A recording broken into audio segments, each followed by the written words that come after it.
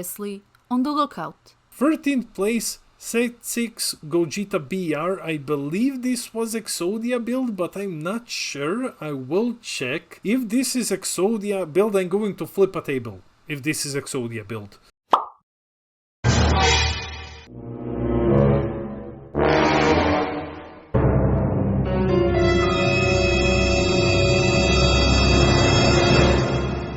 You've asked for a table. NANI?! No, I fucking broke it. What's going on, guys? This is Damien from The Lookout, aka The Table Flipper, and I'm here with Giovanni, who made me flip the table. Cause me and my big mouth, basically. Now I have to buy a new one. Guys, please go check out our Patreon. You know, tables aren't cheap. Please help me out correct the consequences of my actions. Say hi, Giovanni. Hello, everyone. So, yeah, you got 13th place at the European Raid and Trade Regionals with Gogeta BR. The Yes. Exodia build, yeah. Yes, that's correct. People say that this deck is kind of Exodia-like. I played Yu-Gi-Oh! Before, and it made me feel home, I have to admit. I found that Z Battle card, like by accident. I play this game for about 4.5 months now, had that anniversary collection, and I found that Z Battle card by accident. And I had the promo pack from the Switch where the Gogeta 8-drop was in. And I checked the two cards and I felt like, okay, that does work. And then with the help of a few friends, they led me into the direction of this deck. Then we built the deck, perfected it a bit. I played recent events with the deck as well. And now something good happened with it. Awesome. So here we can see your list. You just said you want to start with the Z card. Yes. The only reason why you play this deck, or why I play this deck, is because I feel like the interaction between the Z Battle card facing fierce foes and the 8-drop critical combinations is so insanely strong. It is not limited, it is not restricted. What it does is that you put down the 2-drop from the Z deck with 1 Z energy, and then you can pay 1 and put the 8-drop from your hand onto the Z Battle card, and the 8-drop is a 35k triple strike dual attacker. So with those two cards alone, you pressure 7 life in your second turn.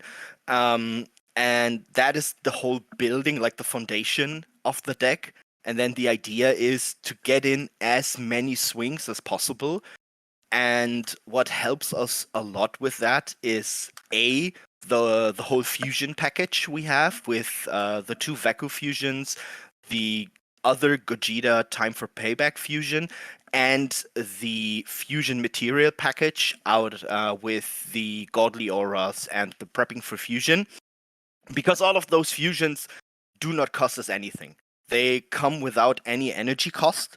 So we discard the fusion material, play the fusions.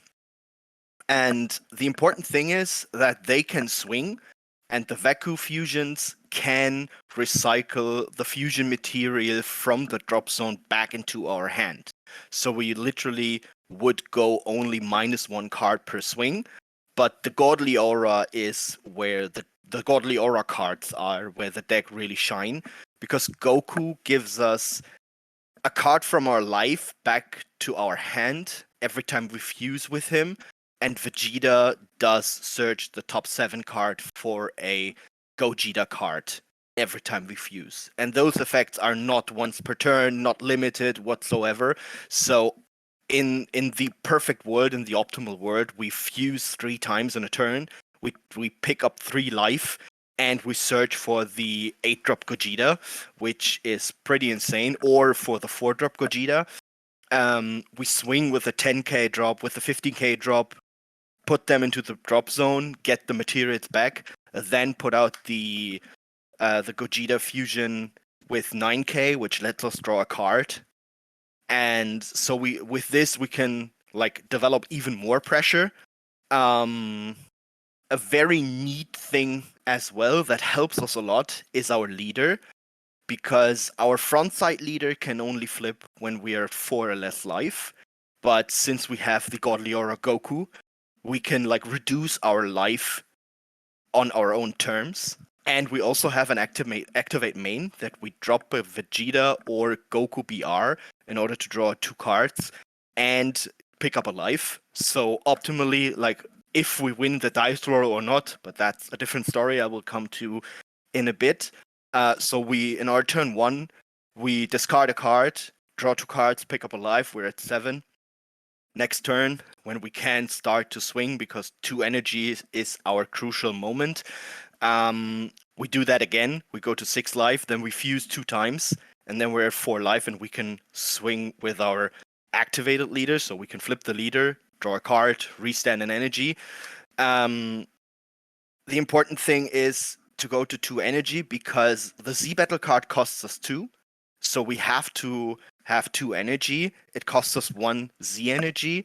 So whenever we swing, we need just to make sure we charge 1 time into the Z energy. And our leader flip gives us back 1 energy. And that is the exact amount of energy we need to put up the 8 drop over that 2 drop. So with that energy, we are perfectly tapped out. And also, in addition to that, like as if that wasn't enough, our leader has the neat ability that as an activate battle, we can give him double strike and kill out all counter skills that cost 2 or more for the turn, just as an activate battle for dropping 1 card if we have 2 Vegetas and 2 Gokus in the drop zone. And that is usually the case in turn 2. So we can even outplay. We can like negate the danger of all big floodgates except for Dormant and Green. But Green isn't that omnipresent at the moment. We can like outplay all floodgates, token negates, and stuff. So we can only be dangered by 0 and 1 cost negates. And with that, we already have, I think, 13 or 14 points of damage as pressure. And as if that wasn't enough, we also have the secret Broly. Broly here is like a free drop over our 35k because he can play himself over a battle card with 35,000. And luckily, like, what a coincidence, Gogeta BR critical combination has those 35k. So we swing with those 6 damage pressure, like triple strike, dual attack. And when he's rested out, we drop over our Broly. We have no real means to search for Broly except for a few engine cards, but the deck speed is what gives us Broly. Because the whole deck is built around filtering the deck, making it smaller and smaller so that we increase the probability of drawing into Broly. We have the super combos that we use offensively to make damage and to filter the deck. We have Kale, Savage Berserker as the unison to like check the top 3 cards. We have the Time's Choice Supreme Time of Kai, which also gives us additional cards. That one searches for looks and picks up a battle card. So we try to make the deck as thin as possible. And it does not seem like it, but you see Broly very often. Like, the only times you do not see Broly whatsoever are if he's the last or like the second last of your life, or if you really have bad luck. And I can tell from like around 200 games that you can easily see Broly 50 to 60% of the time. And having Broly with the permanent that he reduces all battle cards by 5,000 in the opponent's battle area, leader area, and combo area gives you immense pressure, because in an optimal world, you drop the Broly before the leader swings and after your Gogeta swings, so that your leader goes with the activate battle and the Broly effect to 30k double strike in that round.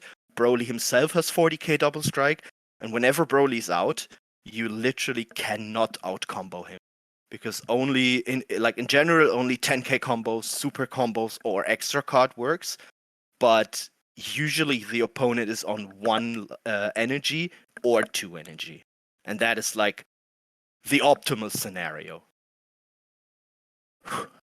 That was a long monologue.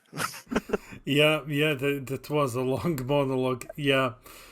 So yeah, this is the deck. You also have a sideboard. Can you take us through the Yes. sideboard? Yes, the sideboard does not really matter. We can see I played 2 mice, 2 Nimbus Voyagers, 2 Strategies of U7. Those 3 cards were, I think, the most important cards. Nimbus Voyager to get rid of nasty cards that do not allow me to draw, and that's the only reason, but didn't side it in once. Universe of Strategies of U7 is a pretty interesting card because if you feel like you cannot finish your game plan in the 1 turn, which is usually happening against blue, you have the opportunity to give your 8-drop Gogeta barrier until the next turn, and that can be a big problem. Also, you can buy another turn if you do not see your Broly secret. So that is a card, in theory, I would love to play it in the main deck, but I don't think there is any room for that except for the Kale Unison cards.